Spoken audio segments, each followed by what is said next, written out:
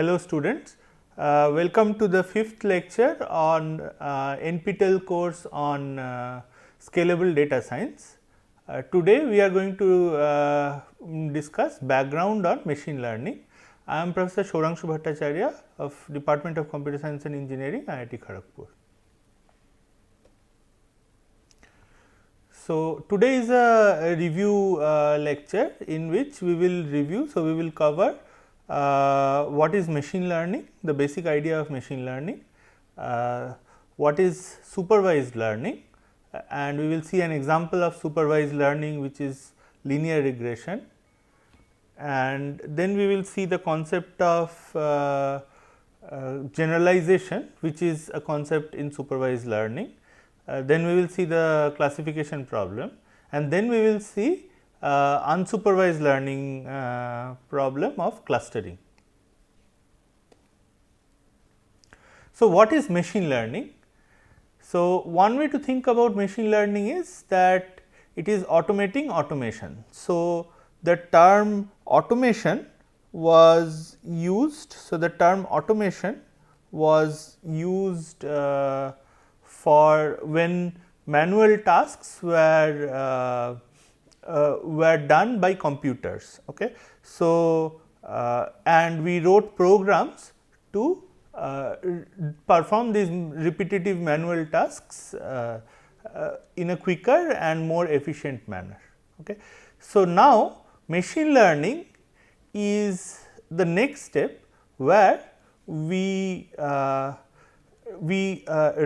write programs which, or rather we develop programs which can write themselves. Okay. So, the programs they write themselves and they start from using data, okay, and they develop into a working program, as we shall see some of the examples. Okay. So, so the reason this came about is because for many tasks, writing the program or the software became the bottleneck. Now, why did writing the program become the bottleneck? So, one example is let us say spam classification, where one has to write many rules in order to detect whether a particular email is spam or not. So, the program, writing the program for it became too complex, and hence it became a bottleneck. Okay. And as mentioned, so in machine learning, instead we use the data to write the program all by itself.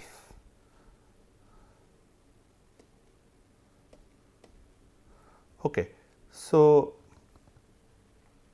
this is the picture. So, in traditional programming, the inputs are data.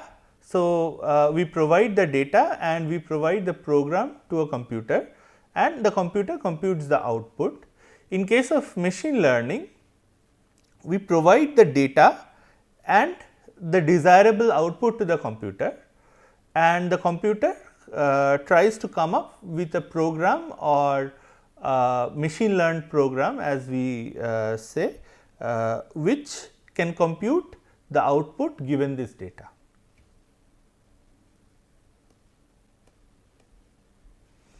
So, there are many example applications. For example, web search, the ranking in web search uses machine learning tools. Computational biology, finance, e-commerce. So, some of the recommendation algorithms used in e-commerce use machine learning. Space exploration, robotics, again some of the control algorithms use machine learning. Information extraction, social networks, and so many applications. So, machine learning now is a tool which finds global applications. Okay. So, so there are as you all know, there are tens of thousands of machine learning algorithms which already exist, and hundred more are proposed or developed every year. And but if we want to broadly categorize what a machine learning algorithm is, okay, so every machine learning algorithm has roughly 3 components. The first component is the representation model, which is we will describe what representation model is. The second component is the evaluation, is called the evaluation or the metric or the loss. Okay. And the third component is the optimization or the estimation component. Okay. So, whenever you are writing a machine learning program, you need to worry about these 3 components, how these 3 components should look for a particular machine learning problem.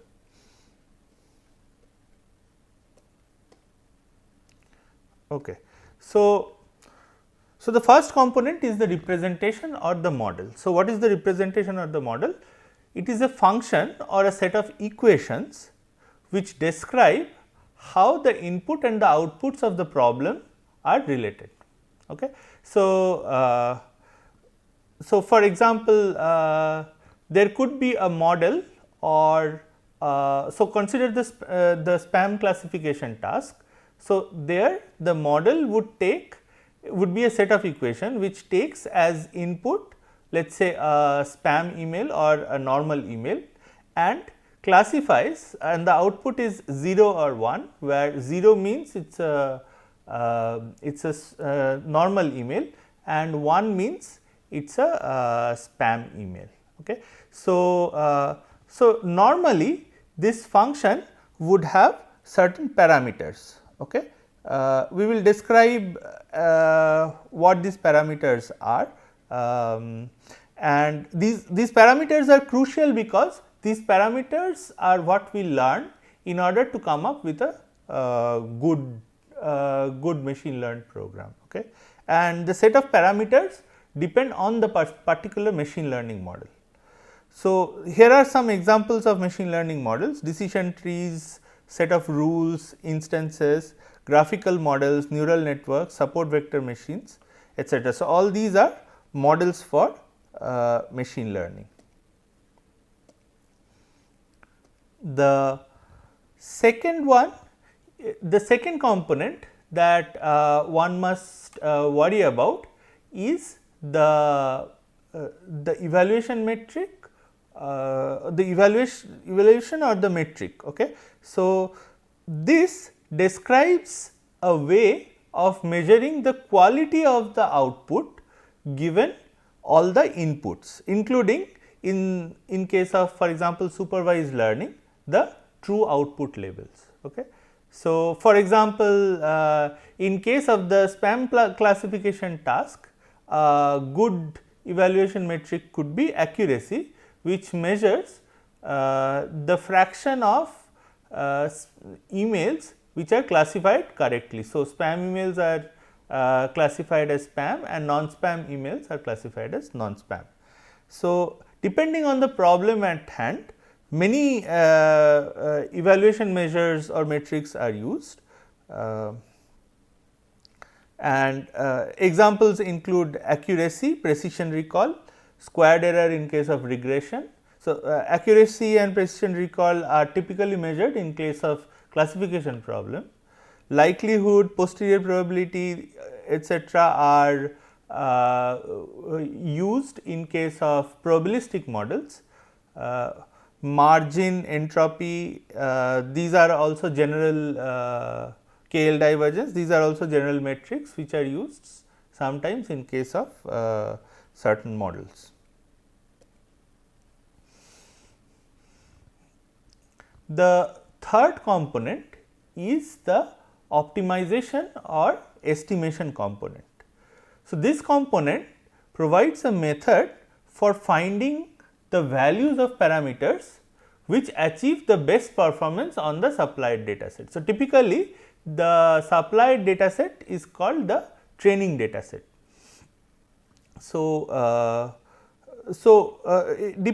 Again, the actual method used for estimating the parameters or optimizing the parameters will depend on the model and the metric that you use. So, for example, in case of linear regression, you have closed form equations from which you can compute the optimal model or the optimal representation or optimal parameters of the model.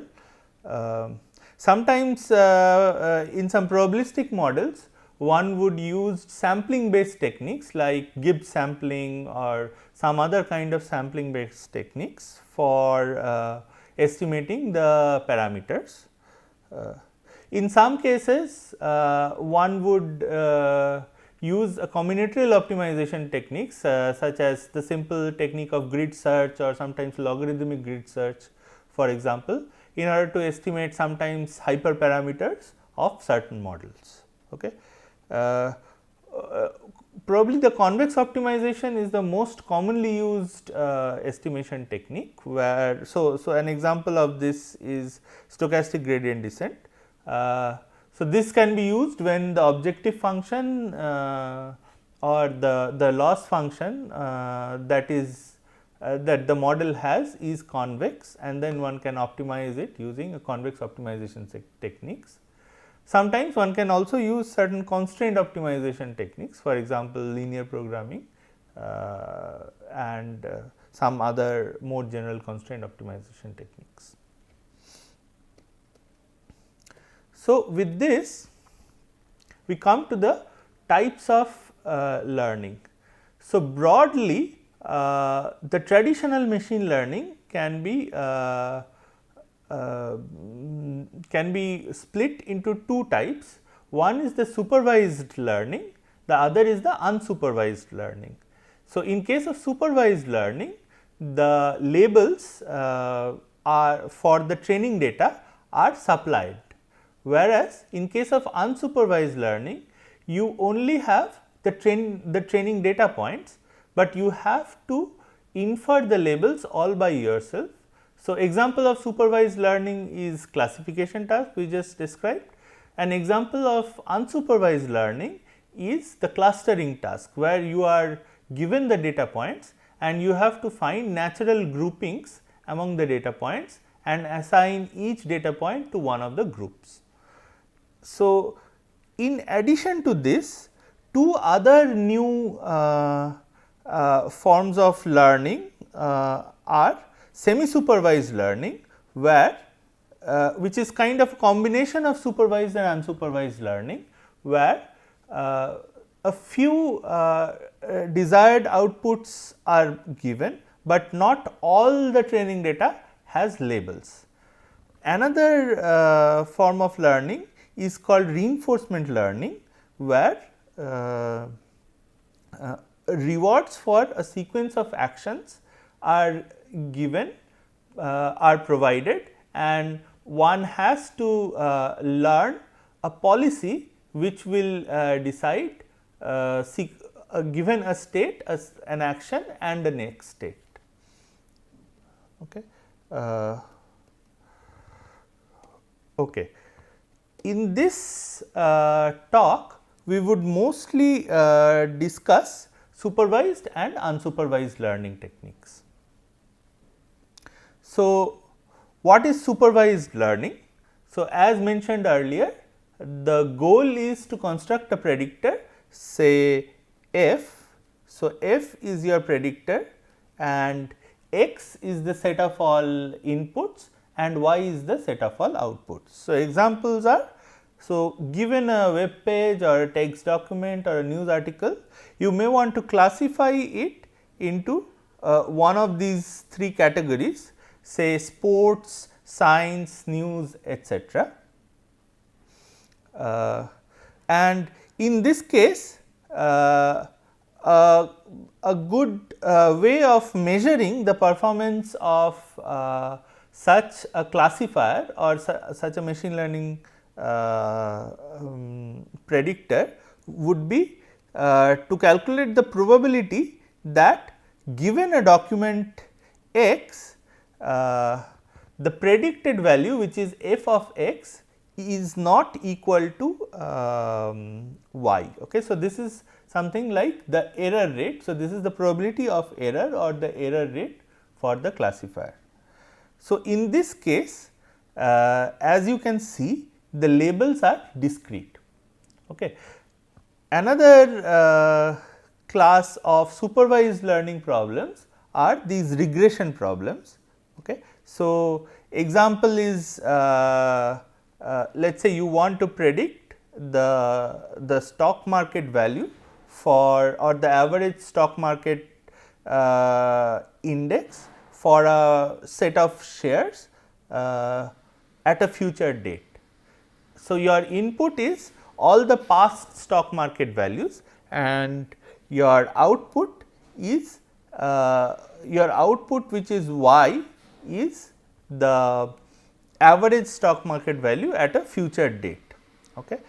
And a good way to measure the performance of a predictor like this, a stock market predictor, would be the expected mean squared error. Okay. So, this is the so this is the difference, square of difference between the predicted value and the true value which is given. Okay. So,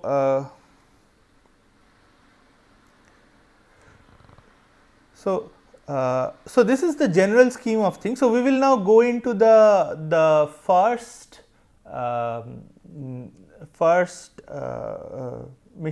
supervised learning problem that we are going to discuss, which is the regression problem or the linear regression problem.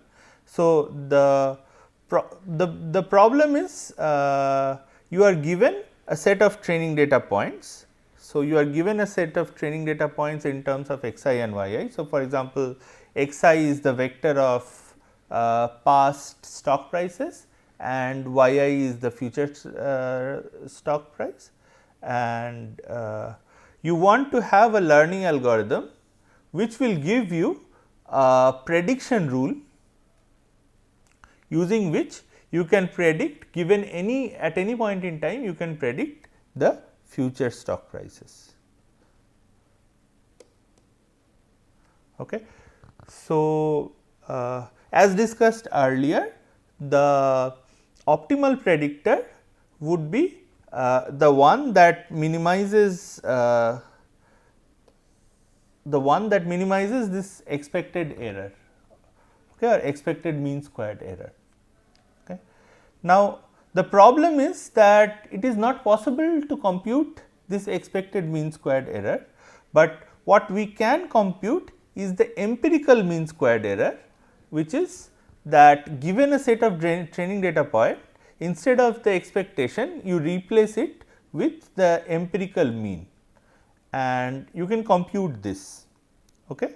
And as your number of training data points increases, the empirical mean becomes a good proxy for the actual expected error. Okay.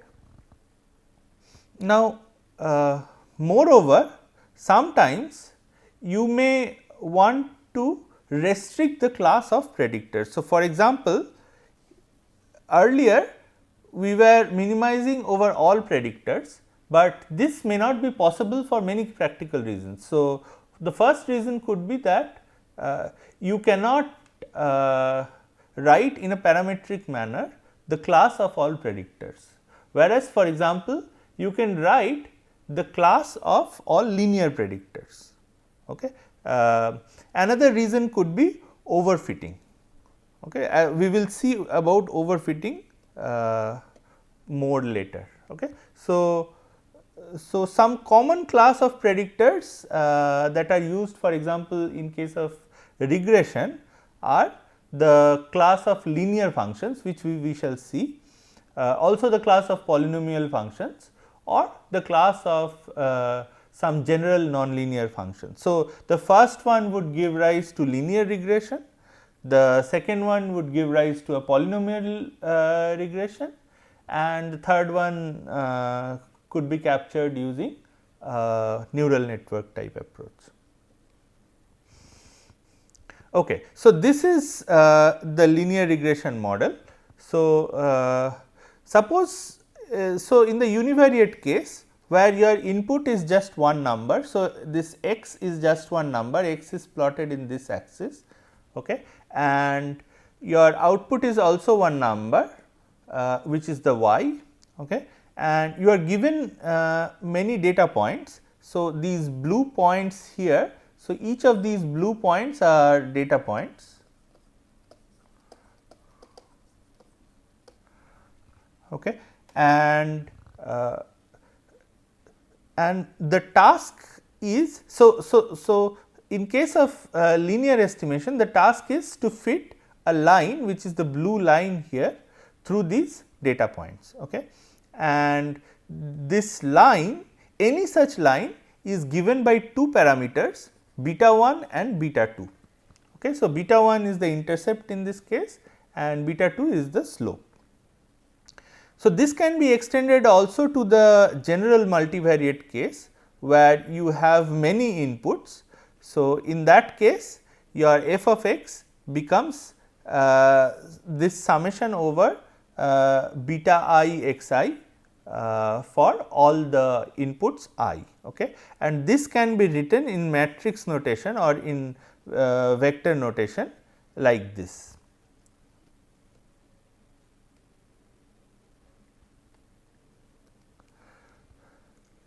Okay.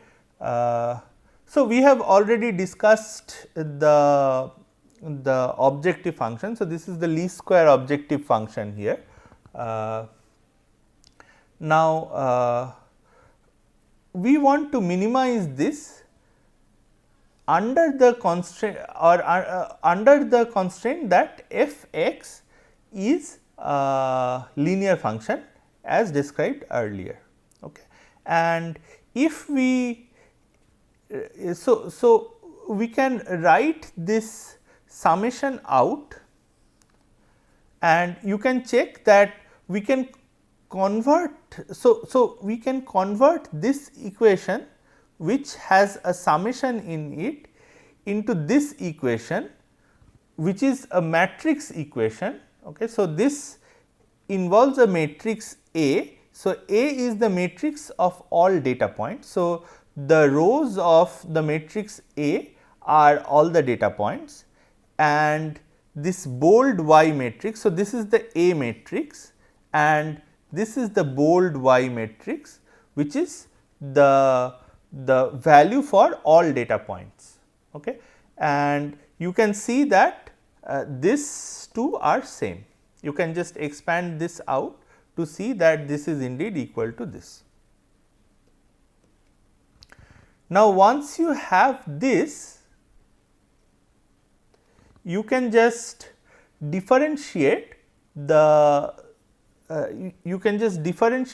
this equation or this rather the formula. You can just differentiate this formula with respect to beta, which is the parameters, okay, and set it to 0. So, that is how you can get the optimal betas, okay, as we have discussed in the optimization lecture, okay.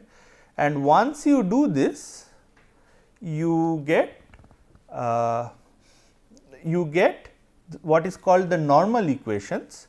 So, the normal equations are basically these are the normal equations. So, this is a closed form solution for the beta or the parameter given the data matrix A and the matrix of labels Y.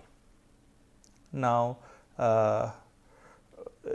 when so you can compute this when A transpose A is invertible. If A transpose A is not invertible, we can use a kind of regularizer, okay. So, okay. Now, one can also use polynomial feature map. So, one can, instead of using a multivariate feature map, one can take a single number x as input and use all polynomials or a Gaussian function or a sigmoid function as the feature values for each data point. So, this is also sometimes called a feature transformation. Okay. So, if we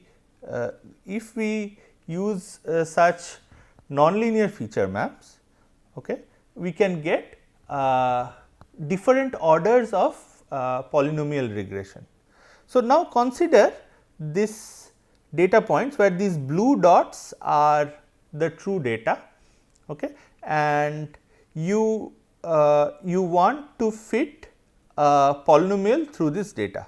So, the red, so this is generated from this sine curve, which is the green line, which is the true curve from which the data has been generated and some noise has been added to the data, and the red is the 0th order fitted polynomial. So, you can see 0th order fitted polynomial is nothing but a constant value. Now, this is the first order fitted polynomial, which is a general line segment in 2-dimensional space. This is the order 3 fitted polynomial, which is the red line here, and this is the order 9 fitted polynomial. So, the red line here is the order 9 fitted polynomial. Now, intuitively you can think that the order 3 fitted polynomial was the best fit for the data, but how do we know this? So, we cannot know this beforehand. Okay. So, this order 9 fitted polynomial exhibits a phenomenon called overfitting. So, how does one know whether there is overfitting or not?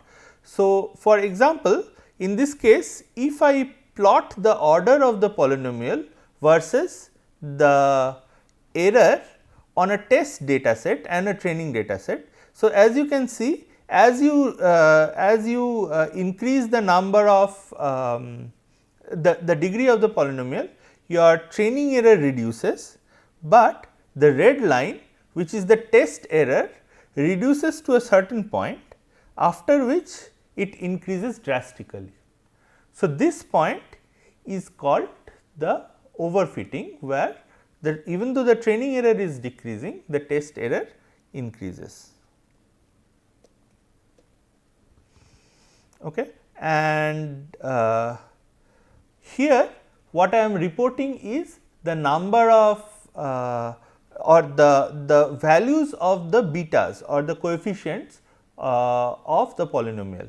And as you can see, for order 9, the coefficients are really very high in value. So, one way to stop this from happening is to add what is called a regularizer. So, in addition to minimizing the squared error, which is the first equation, we also minimize the length of the parameter vector, which is w in this case. Okay. So, we also minimize the length of the parameter vector, and lambda is a parameter which is user controlled. So, lambda is also called a regularization parameter. So, lambda is also called a regularization parameter.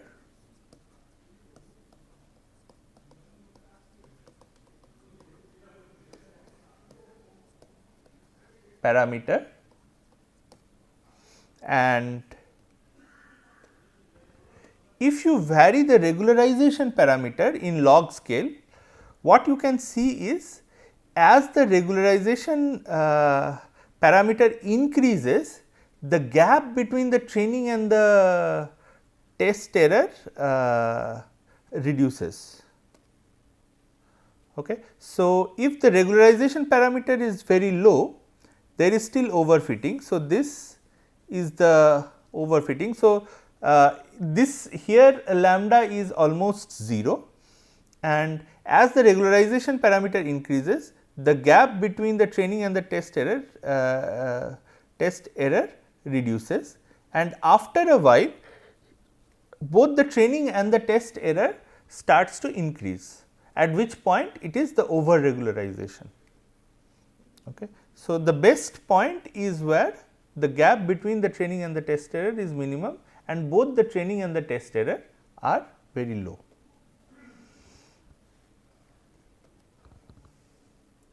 So, next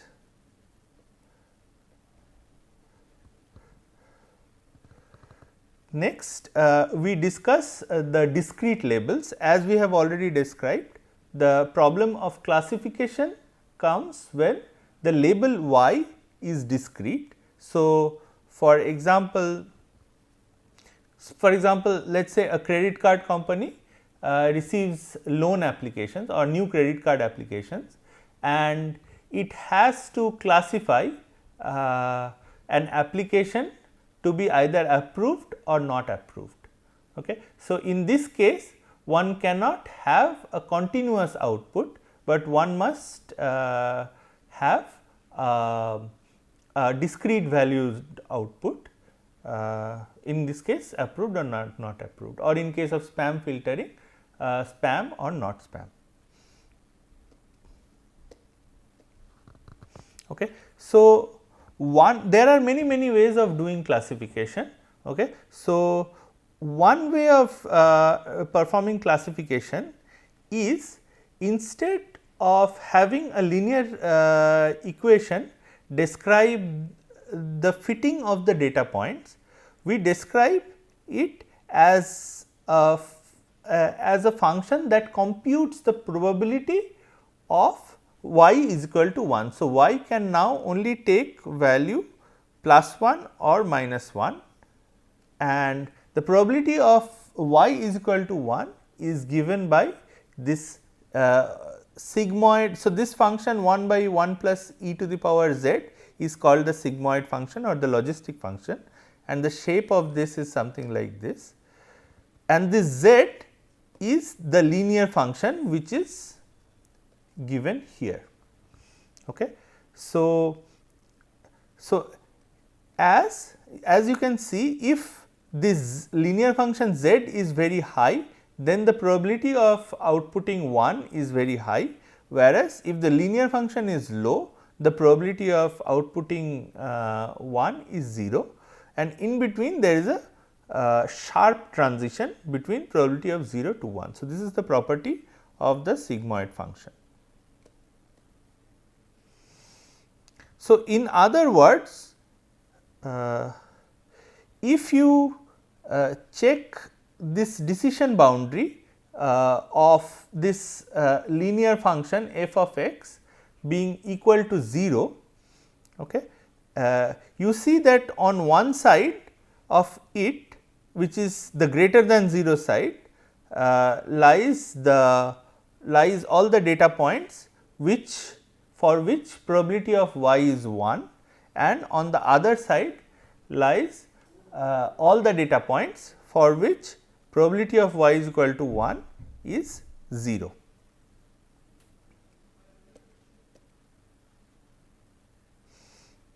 Okay. So, without going into this, so this is one way of designing classifiers which use linear functions of features as the input. There are many other ways of designing classifiers. So, for example, naive Bayes is one way of designing classifier, support vector machines is another way of designing classifiers, which also sometimes use linear functions, and there can also be non-linear functions. Neural networks are another way of designing classifiers which support a wide variety of non-linear functions. Then k nearest neighbor and random forests are also ways of designing classifiers. Now, we move on to unsupervised learning. Okay. So, the goal of unsupervised learning is to discover interesting features of the data. So, two main methods will be discussed. There are many unsupervised learning techniques and problems. So, two main unsupervised learning problems which we will use in this course are dimensionality reduction, or also called latent semantic indexing, which we will use in this course, and the other is clustering. So, we have covered the dimensionality reduction in another lecture. So, we will cover the clustering here.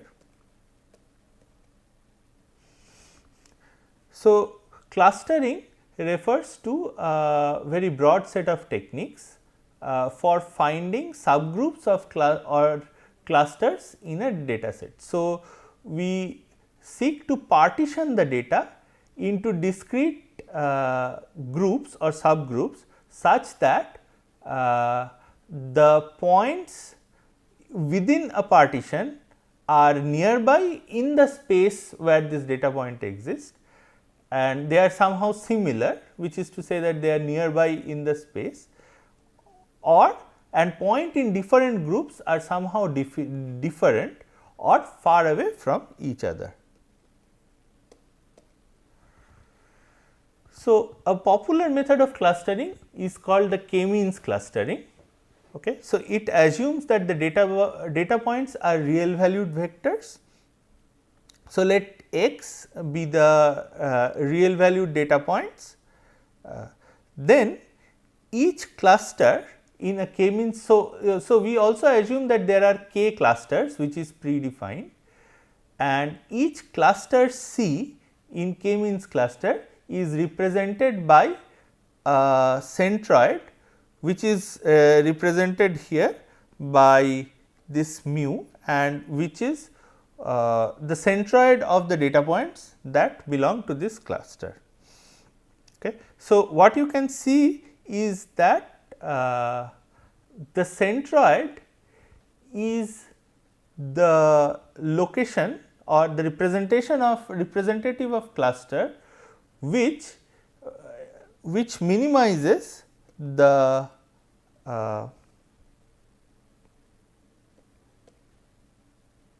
okay yeah okay. So, the k-means clustering algorithm works as follows. So, first, given the set of data points, we select k random seeds, or we select k random data points as seeds, and then we iterate as follows.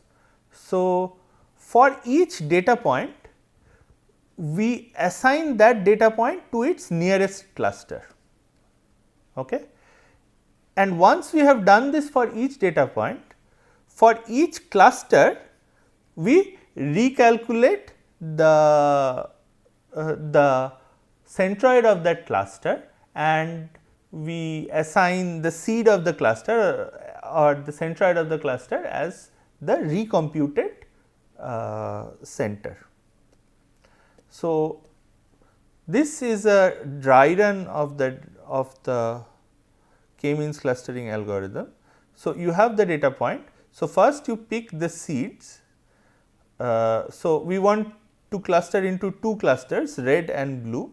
So, once you have computed the seeds, you assign the closest data points to or each data point to the closest seed. So, this is the assignment in this particular case. Now, you recompute the centroid of each. So, the centroid of the red is somewhere here.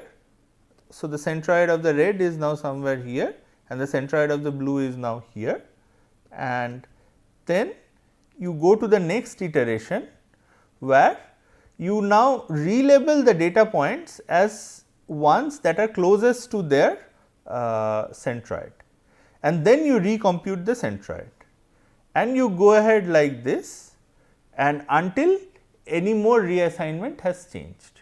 Okay. So, at that point in time k-means clustering algorithm is said to have converged. And you can show that for any input indeed k-means clustering will converge.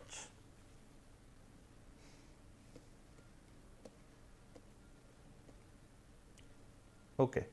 And the time complexity of k-means clustering algorithm is if you have to run it for I iterations is order of I k m.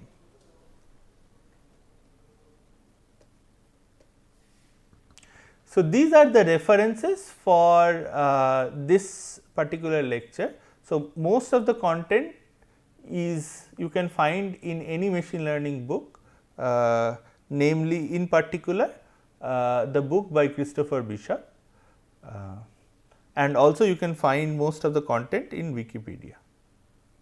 Thank you.